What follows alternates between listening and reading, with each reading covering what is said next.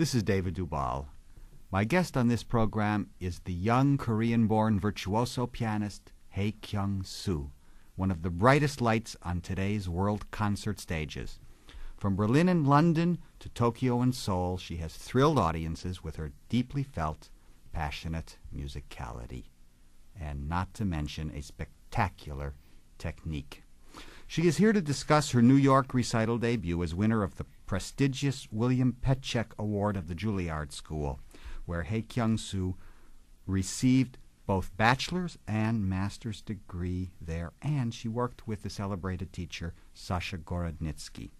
We can all hear Hai-Kyung Suh on Thursday evening at 8 o'clock at Lincoln Center's Alice Tully Hall.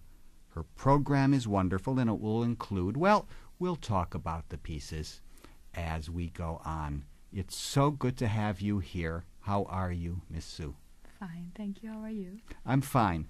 Now, you're going to be playing at Tully Hall. Mm-hmm. It's really your New York debut. It's called the Juilliard William Petchek Piano Debut, and it's very prestigious, isn't it? That's right. Mm-hmm. Is playing a Tully Hall debut something that you dread or look forward to? Well, both. I'm all excited and I'm looking forward to it at the same time. I'm getting nervous every day preparing for it. Of course. You have told me, though, in the past that you really do love being on stage. Oh, yes, I do. I think it started out when my mother made me folk dance when I was at the age of 2. I somehow loved the stage so much when the audience began to applaud me. I used to do 5-6 encores on my own at the age of 2, and my mother would look for me after every kid went home, and I would be in the audience enjoying this reception and these compliments. I see. And ever since then, somehow, I'm glad that part of this career demands the charisma on the stage, which I think I love.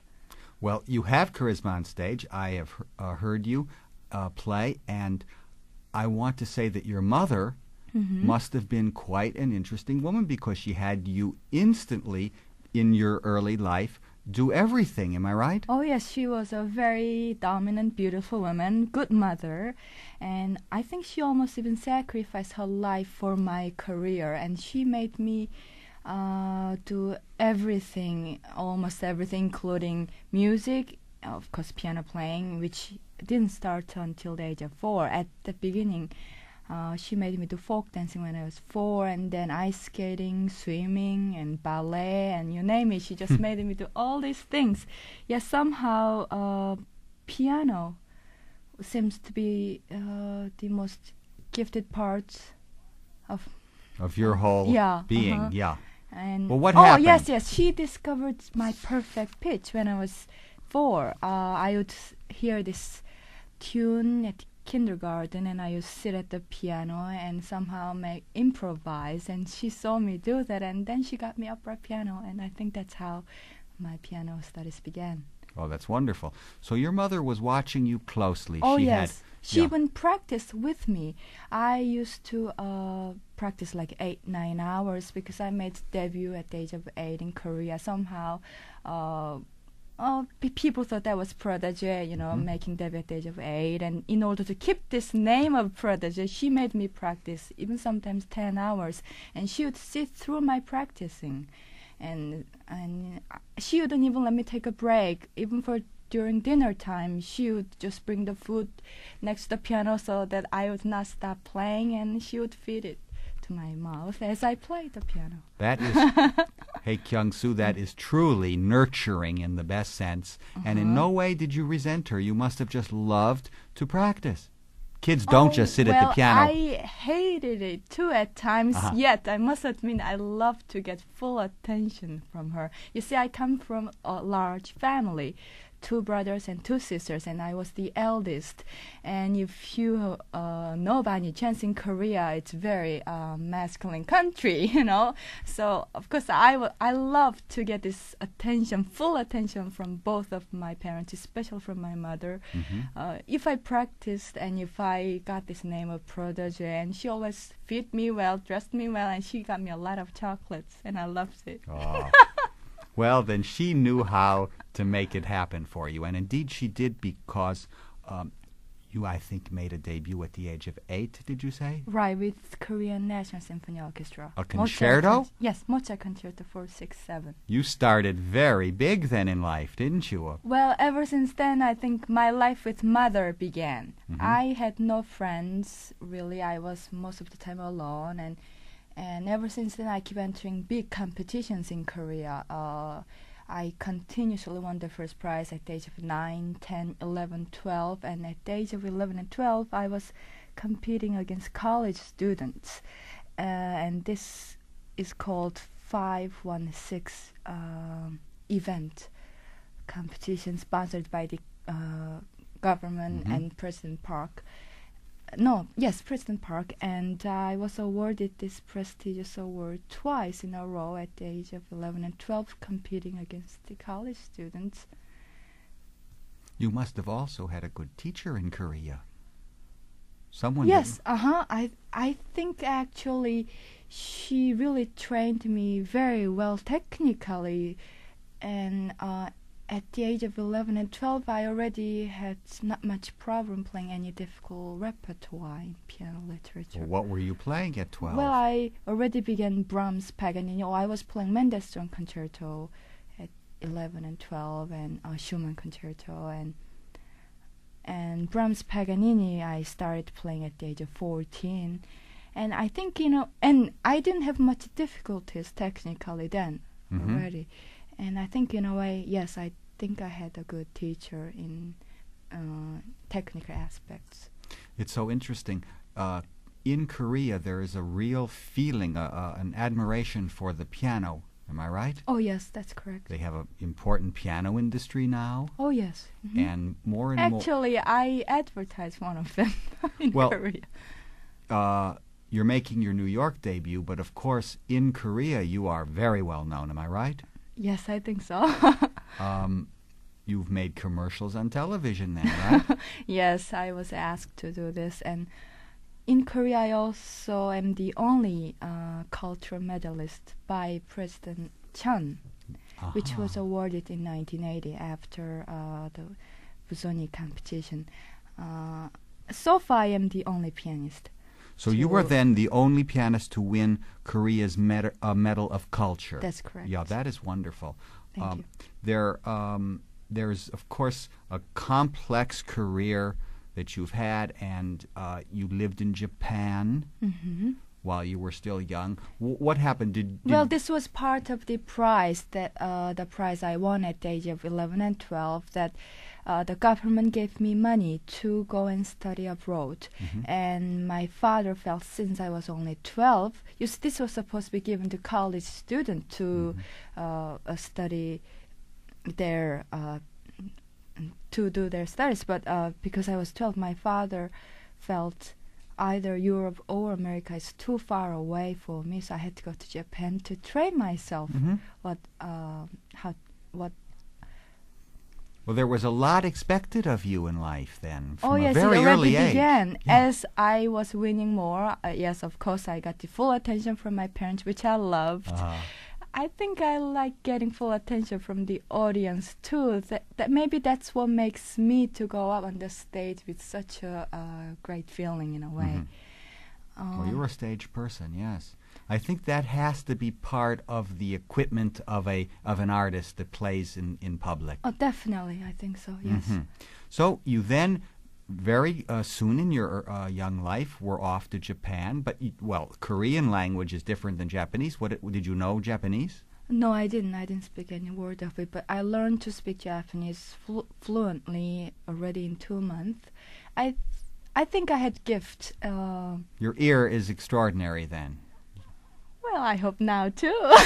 Still, okay. Now I want to say that my guest on this program is the Korean pianist Hai-Kyung Suh, and she is going to be making her New York debut Thursday, April 25th at Lincoln Center's Alice Tully Hall.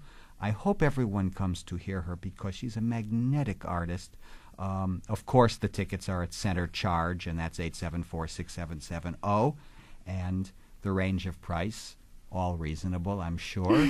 And I hope you don't mind giving you a plug for this concert, which is very important for you. And I want to say that you have been wonderful. You came to the WNCN studios and you went in and performed on our piano, and we're going to have some live performances of yours. And we're going to begin now, Hai-Kyung Suh, with a performance that you just made of the Waltz in A-flat by Chopin, and it's the 2/4 Waltz. It's Opus 42, and maybe you'll play this waltz. No, you're not going to play this waltz. That's right. I think this will be one of the encore pieces. I know you. I know you love to do encores. Oh yes. Especially since at 2 years old you were already giving 5 encores in your folk dancing. That's right. Let us listen to the Korean pianist Hai-Kyung Suh, who will be playing very shortly in New York's Tully Hall, and she won the Juilliard William Petchak Piano Debut Award, the Chopin Waltz.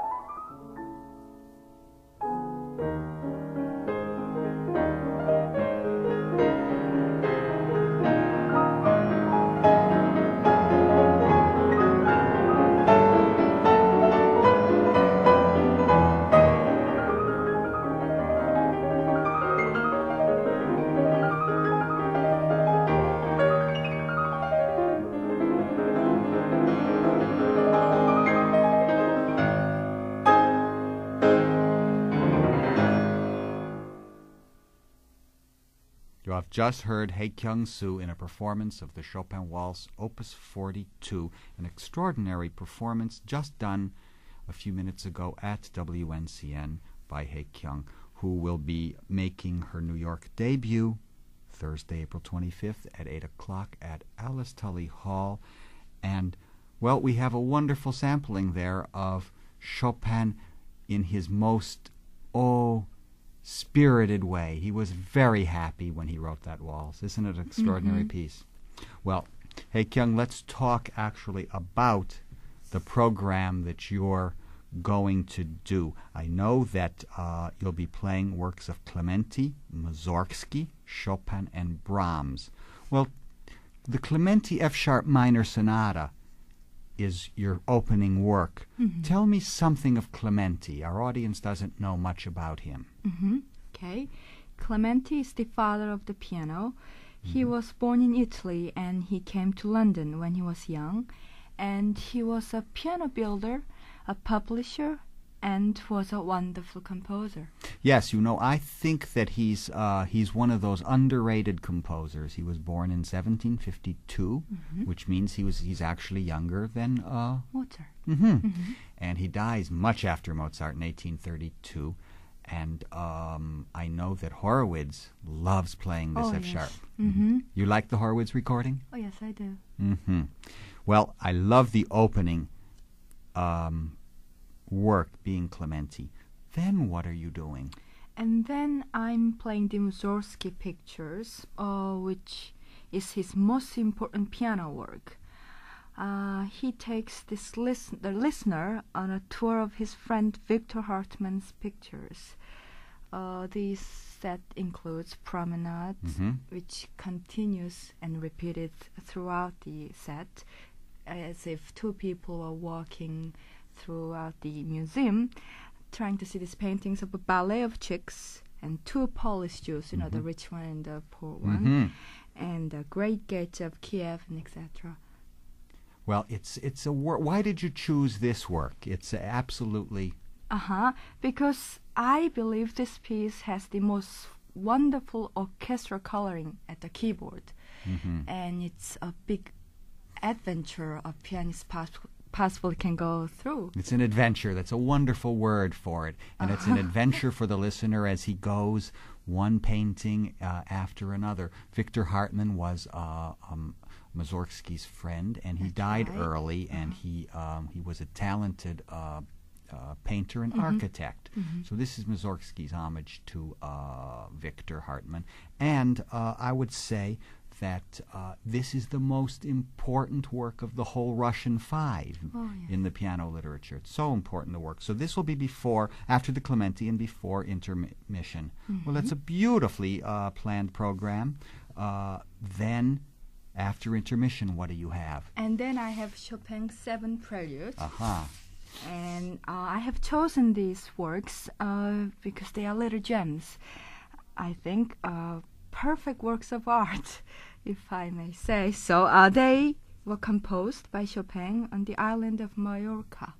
That was when George Sand, the woman that he was in love with, and he was in this place, in this monastery in Mallorca, way before it was visited by any tourists. And Chopin had a Pleyel piano delivered there, and they brought it up by donkeys and so forth to the monastery, and they lived there. And Chopin at that time, unfortunately, it was colder than they thought, and he coughed away, but he kept it his preludes.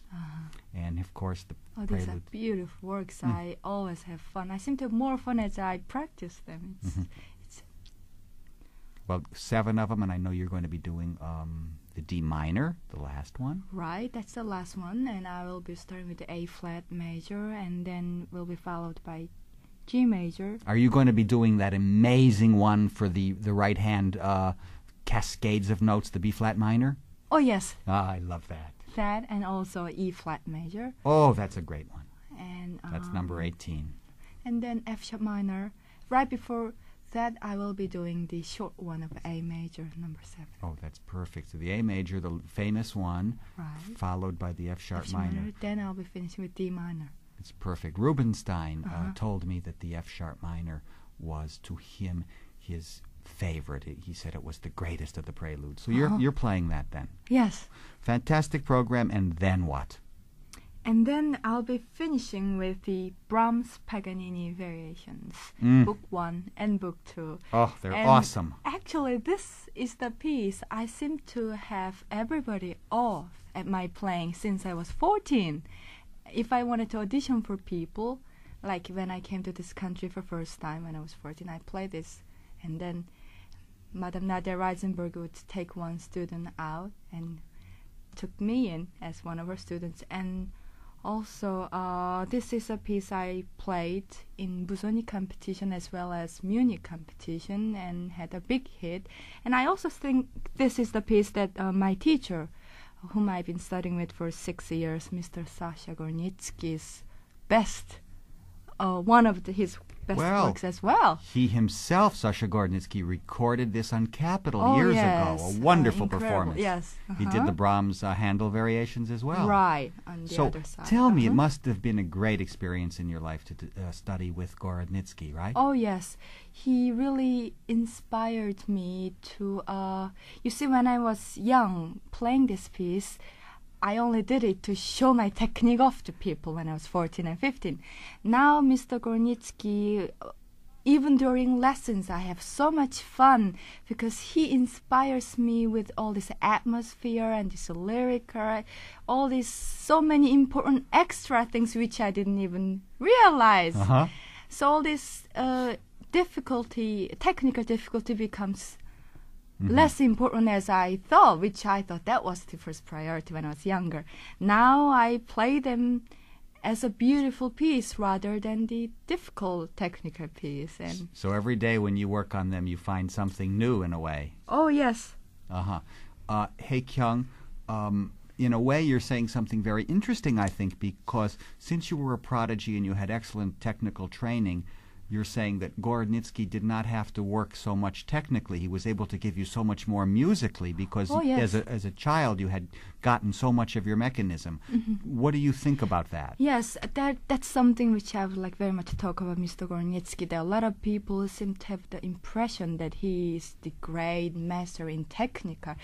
Oh, yes, that he is too. But yet what he really taught me was beyond that, which is almost impossible to teach. I think he taught me poetry, how to sing, how to put atmosphere, and how to make music beautiful. Oh, how wonderful. And music beautiful is what it's all about. Oh, yes. And that's how I play my Brahms Paganini now, although this is one of the most difficult of all romantic piano works. Yeah.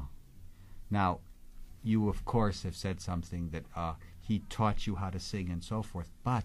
And how to enjoy. Oh, what an interesting phrase. Yes, many people don't enjoy their own playing, so you listen to your own playing while you're doing it, huh? Oh, yes, and I even feel the ecstasy when I practice. Or sometimes I feel this during the lesson with Mr. Gornitsky. I feel this special chemistry with him, and he somehow inspires me. Wow, very wonderful tribute to your teacher, Sasha Gornitsky. Hai-Kyung Suh, you're going to play for us again now, and you just did this in the WNCN studio. It's a wonderful piece, not terribly known. It's the posthumous Nocturne in C-sharp minor of Chopin, and there's a little moment of the Chopin concerto in it, right? That's right. And it was really written for Chopin's... Also mazurka. And a little mazurka. And the Maiden's Wish, a little moment from the Maiden's Wish, a song of his. So there's three things happening besides the Nocturne theme itself. Right, in only 2 pages. And in only 2 pages. Chopin could do much. Oh, yes. In a small amount of time. My guest tonight, Hai-Kyung Suh, Korean-born pianist who was playing Thursday, April 25th, Alice Tully Hall, and let's hear her now in this live performance of the Chopin C-sharp minor Nocturne, no opus number.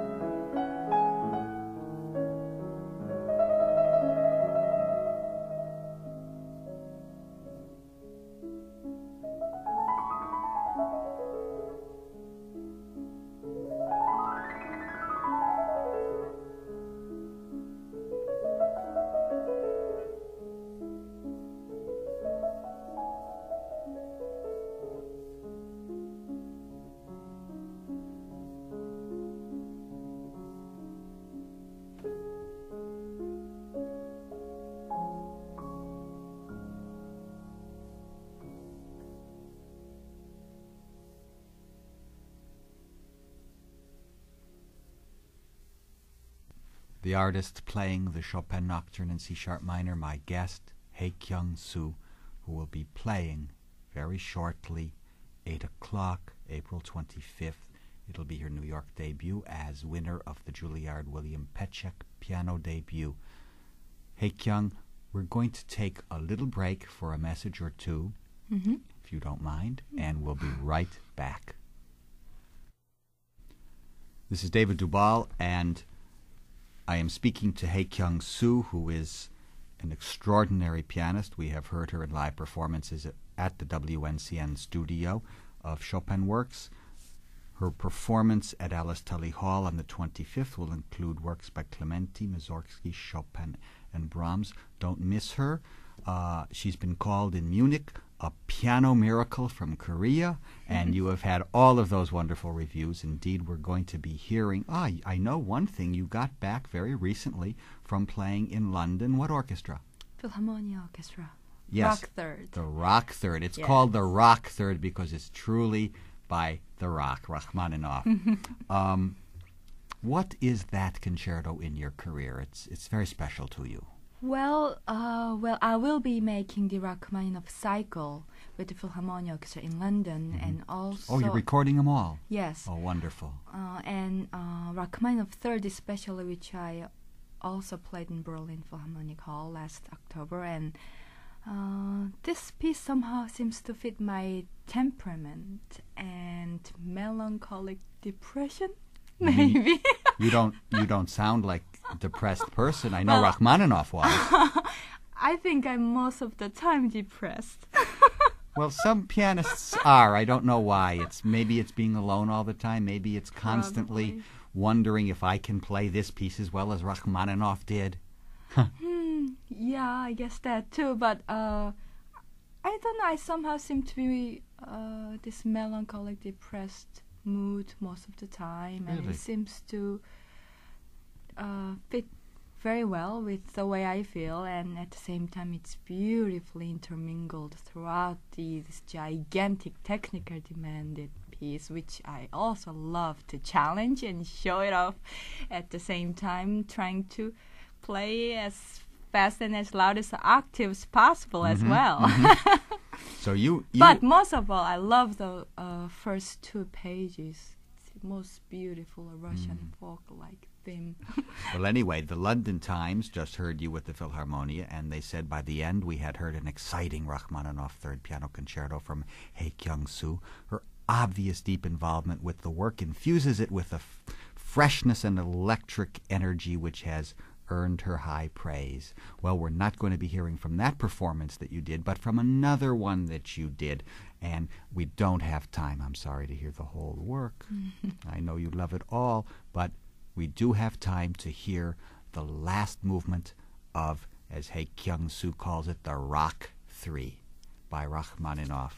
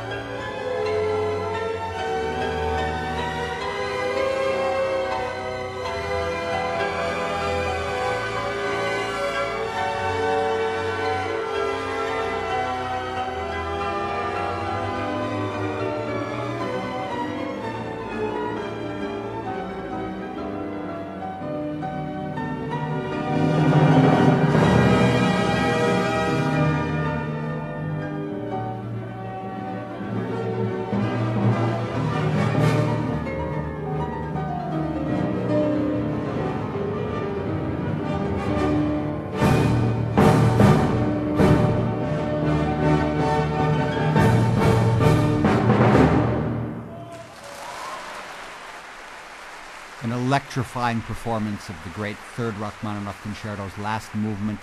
The soloist Hai-Kyung Suh, who is my guest on this program. It is one of the most electrifying performances, and it's a work that I think must offer the soloist one of the great thrills in a career. Am I right? Oh, yes. Hai-Kyung Suh will be making her New York debut at Alice Tully Hall. When I say New York debut, of course, you have played all over the world. New York debut always seems to come the last. Isn't that interesting? Yes. Well, New York is a very important city for music, obviously. Oh, yes. And you have been in New York for quite a few years now. For 11 years. Yeah. Now, if you don't mind, one more little break, and we will be back with more discussion about your career. Okay. This is David Dubal, and on this program, I am privileged to be talking with Hai-Kyung Suh, Korean-born pianist who, although very young, has already achieved tremendous distinction. Indeed, at the age of 20, she was honored in her country of Korea with the Medal of Culture, and I think that was the first pianist ever honored that way. Yes, and only so far. That's only pianist. Incredible honor, and I know that the Juilliard William Petchek Piano Debut Award you won, and that is why you're playing at Tully Hall, and you're the first woman to play. Yes, I think that's another distinction that's important to note. What are you doing in the near future after your Tully Hall debut? Oh, I'll be touring Far East with the Philadelphia Orchestra, Riccardo Muti conducting. Oh, that'll be very exciting. Yes, with Chopin Concerto. Number one? Yes. And Rachmaninoff second in Tokyo, and then I'll have a tour with recital programs as well. Mm-hmm. And you're also going, you told me, to Holland? Yes, to play Mozart Concerto, which the one I made a debut with when I was 8, so it'll be interesting to play it again at Concertgebouw. Oh, that's wonderful. K467. Mm-hmm. Well, you've had recitals in Holland, France, of course, in the Orient, Germany, Japan. Are there any audiences that are better than others? Have you ever thought of that? Oh, somehow German audience seem to be so excited to hear my passion. They seem to be like my former German manager Nagel told me, you sound like a great woman with great passion. The great, and it seems to be surprising to them that especially this young Oriental girl walking out and then showing... Plays like a tiger. Well, right. Actually, every time I play, especially this Rachmaninoff third, I always wanted to play beautifully first, of course, but make as much noise as any man possibly can. And I think I succeeded sometimes. Well, you know, Rachmaninoff was unhappy that he composed a work so difficult. And he said, I've really composed this for elephants, not people. Well, that's what the whole challenge is. Mm-hmm. Yes, it is an extraordinary muscular challenge as well.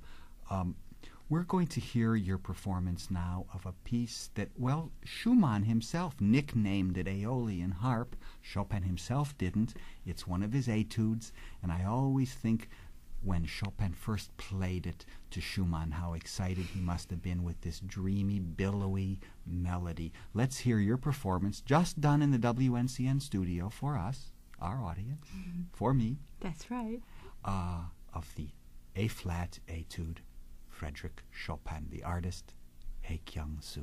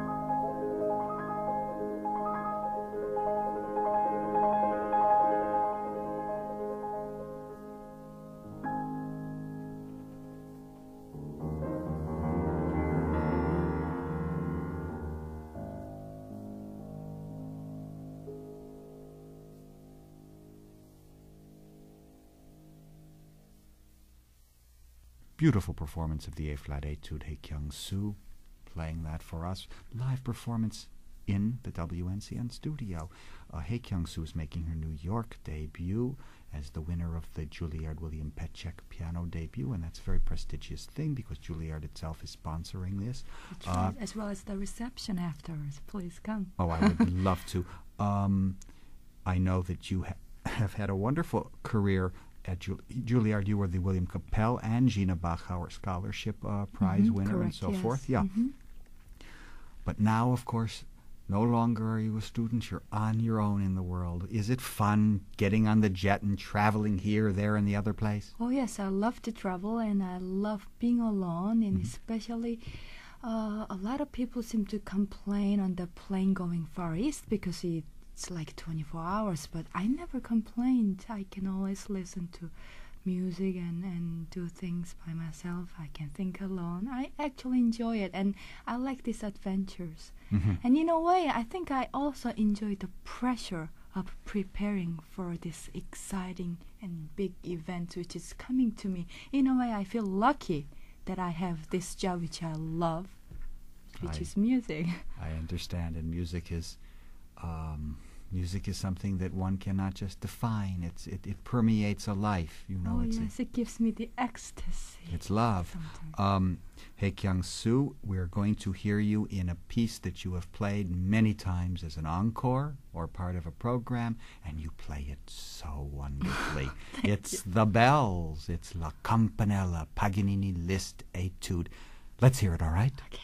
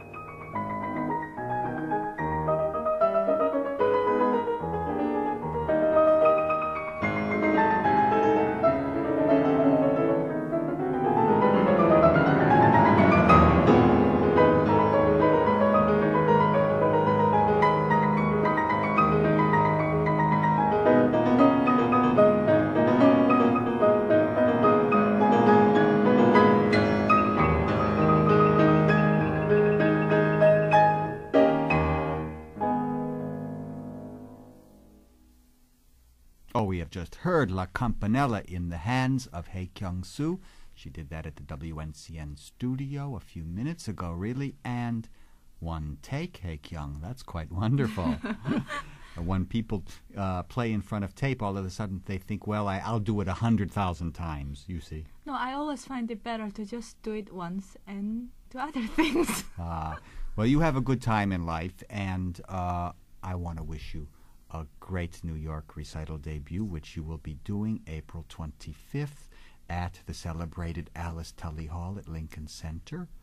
Do go. I think you will have quite an experience listening to Hai-Kyung Suh.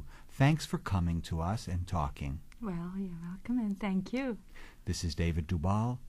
Thank you for listening.